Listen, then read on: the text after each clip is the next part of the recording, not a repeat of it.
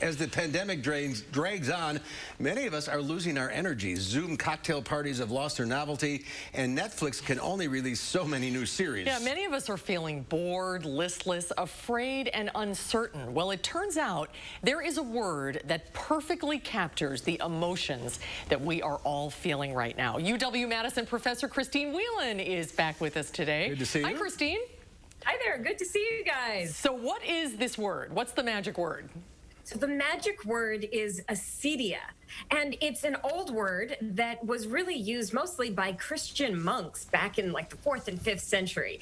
But what it means is this sort of paradoxical feeling of both being bored and being anxious, of sort of feeling purposeless and meaningless, but also on edge. And what's really interesting about the concept is that it used to really be mostly thought of as people who were cloistered and taken out of society, so that monastic life, separate from everybody, and social isolation. So it kind of wasn't a word that we used very much until, oh my goodness, now we're in a time of pandemic, and we are spatially and isolated from people. We're feeling increasingly socially and emotionally isolated from people. And all of a sudden, my Facebook feed and all of my articles are talking about, hey, what is this word, acedia? So I thought it was time to bring it back into the lexicon. Yeah, we're all kind of living like monks these days.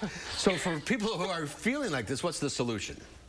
Right. So with this idea of acedia, first, one good thing about it is that when we can name a weird feeling, it becomes more real. And so this is a really important thing for people. So naming the feeling, knowing that you are not alone in feeling this way, hopefully validates a lot of people. So you can look up acedia. There are books on it. There's been like a lot of writing on this term, but it's fallen out of favor. So think about whether acedia is what you are feeling right now. And if it is, the monks had their solution for it, and their solution was routine, routine, routine. So set up a routine and take pleasure in the smaller things of life. And that can be really good for some people. For others of us, we need to kind of think bigger. We need to think about our purpose and the why behind what we're doing, to live our daily lives with a greater sense of meaning. And then for many of us, just reaching out and talking to somebody makes all the difference, whether it's going on a socially distanced walk with a friend, talking to a therapist, reaching out for the mental health help that we need, because these are difficult times. And if you do those things, you can overcome the acedia. Yeah, you can overcome it, or at least you can kind of integrate it and know what it is as you're feeling it. Because we all have so many feelings, but giving a name to it really kind of allows some emotional regulation such that we don't have to let those feelings rule our lives.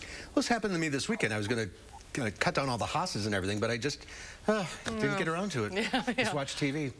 I find that all the time these days. Yeah, and so I've now said what I'm going to do every morning is get out and go for a walk. First thing, I get the kids off to school and I go for a walk outside.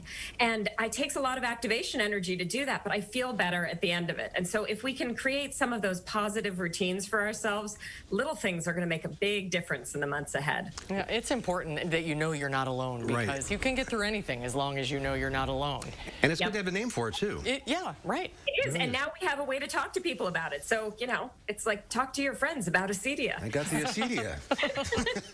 See if that's something that you are feeling. There you go. Very interesting. Very interesting. Christine, thank you very much. Get outside, take a walk. Stay well. We hope to see you here in the studio very soon. I look forward to it. Hang in there, everyone. You too. Love